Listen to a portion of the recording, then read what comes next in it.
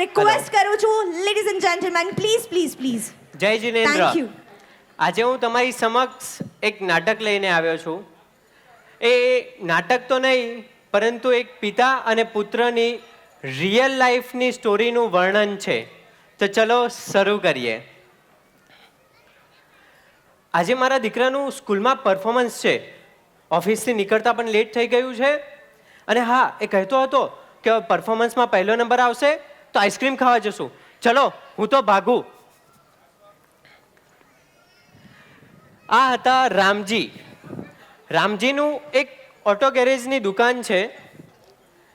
એમનો પુત્ર 5 વર્ષનો છે અને જ્યારે પુત્રનું પરફોર્મન્સ જોવા પહોંચે છે ત્યારે એમના પુત્રનું પરફોર્મન્સ સ્ટાર્ટ થાય છે. પરફોર્મન્સ સ્ટાર્ટ થાય ત્યારે લોકો તાળીઓના ગડગડાટથી ચિંટુનું સ્વાગત કરે છે.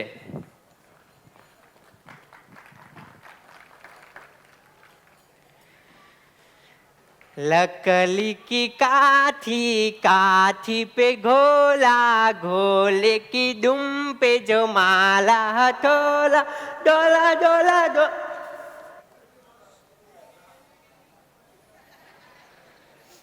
હું નહીં નાચું. પેલો છોકરો મારા પર હસે છે. હું નહીં નાચું. આવું કહેતા જ ચિંટુની નજર એના પિતા પર પડે છે. પપ્પા. હા બેટા, શું થયું? વાહ, તે બહુ જ મસ્ત પરફોર્મન્સ કર્યું. બહુ જ સરસ કર્યું. તારો પરફોર્મન્સમાં પહેલો નંબર પણ આવશે અને આપણે આઈસ્ક્રીમ ખાવા પણ જશું. ચલો.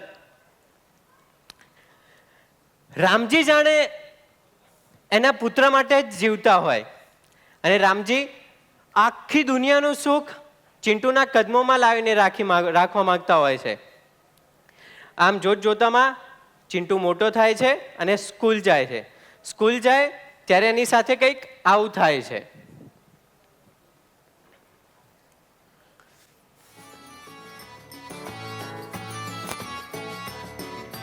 સાયકલ મારી સરળ જાય ટ્રીંગ ટ્રીંગ ઘંટડી વગાડતી જાય સાયકલ મારી સરળ જાય ટ્રીંગ ટ્રીંગ ઘંટડી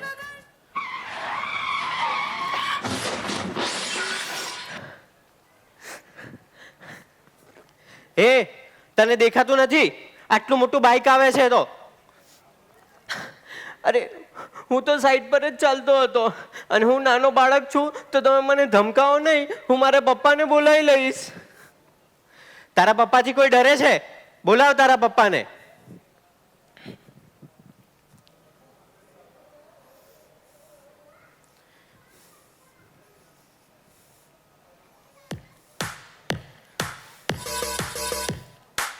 બેટા ચિંટુ, વાગ્યું તો નથી ને તને? હા, અને તને દેખાતું નથી? આંધળો છે? આટલું ફૂલ સ્પીડમાં તું બાઇક ચલાવીને આવે છે અને આ મારા વાંક મારા બાળકનો કાઢે છે. અને તારી હિંમત કઈ રીતે થઈ મારા દીકરાનો કોલર પકડવાની? અરે ઉભો રે, ભાગે છે ક્યાં? ચિંટુ આમ ચિંટુ માટે એના પિતા સુપર હીરો છે. આમ થોડા વર્ષો વીતી ગયા પછી ચિંટુ મોટો થાય છે અને ચિંટુની અને એના પિતાની કેમેસ્ટ્રી જ મેચ નથી થતી. ટ્રિંગ ટ્રિંગ. હેલો. હા પપ્પા. અરે શું પપ્પા વારે વારે ફોન કરો છો? અરે હું મારા ફ્રેન્ડ સાથે છું. હા, હું આવી જઈશ. જમી લીધું છે પપ્પા, મને ઇરિટેટ ના કરો, મૂકો. અને જ્યારે કંઈક ડિમાન્ડ હોય ત્યારે હેલો પપ્પા, શું કરો છો? You are the best father in the world પપ્પા. એ ચાલ બટર ના માર. શું જોઈએ છે તને? પપ્પા, બાઇક. હે? બાઇક? કયું બાઇક? R15. હે? R15? સારું બેટા, ચાલ હું કંઈક કરું છું.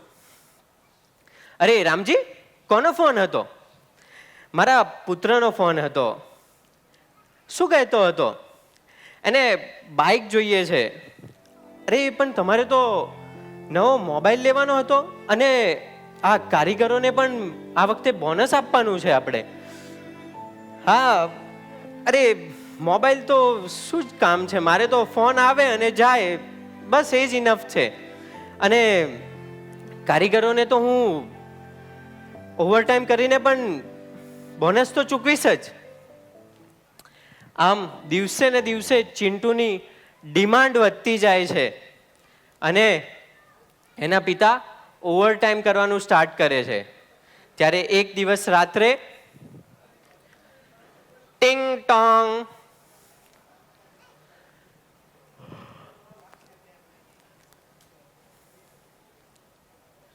અરે પપ્પા, પપ્પા આટલું લેટ?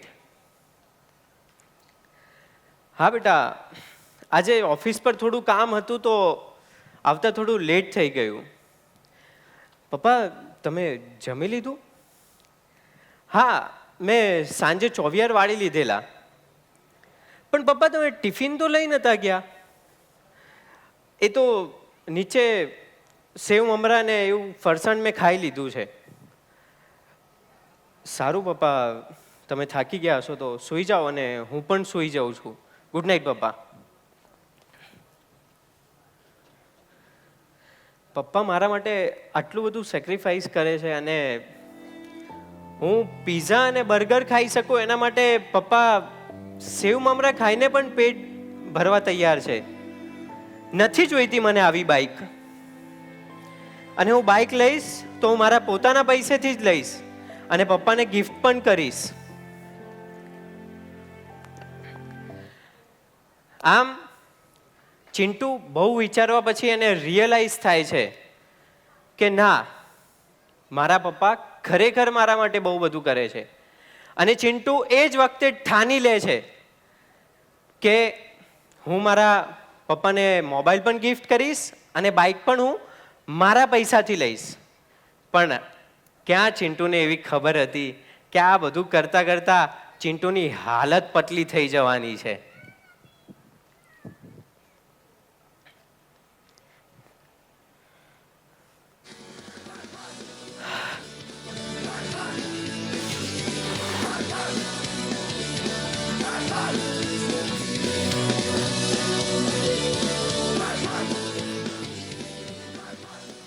અરે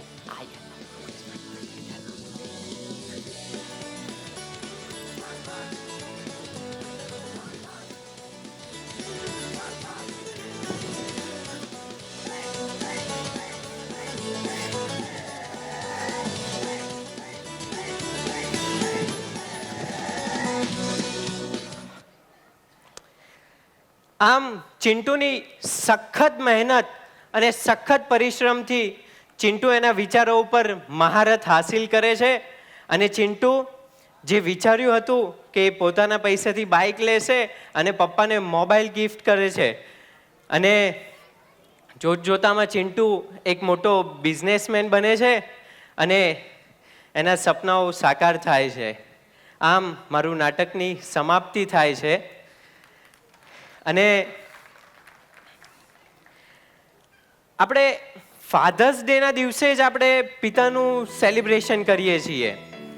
સ્ટેટસ મૂકશું, પપ્પાને વિશ કરશું, વધીને પપ્પાને કંઈક ગિફ્ટ આપી દઈશું. પણ તમને શું લાગે છે આપણે ફાધર્સ ડેના દિવસે જ આ કરવું જોઈએ? નહીં. આપણે હરેક દિવસ આપણા માટે ફાધર્સ ડે છે.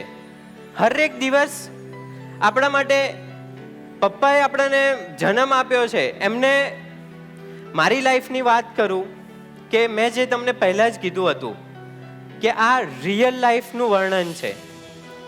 એ આ રિયલ લાઈફ બીજા કોઈની નહીં પણ મારી અને મારા પિતાની છે, જે મેં અત્યારે તમને બતાવ્યું.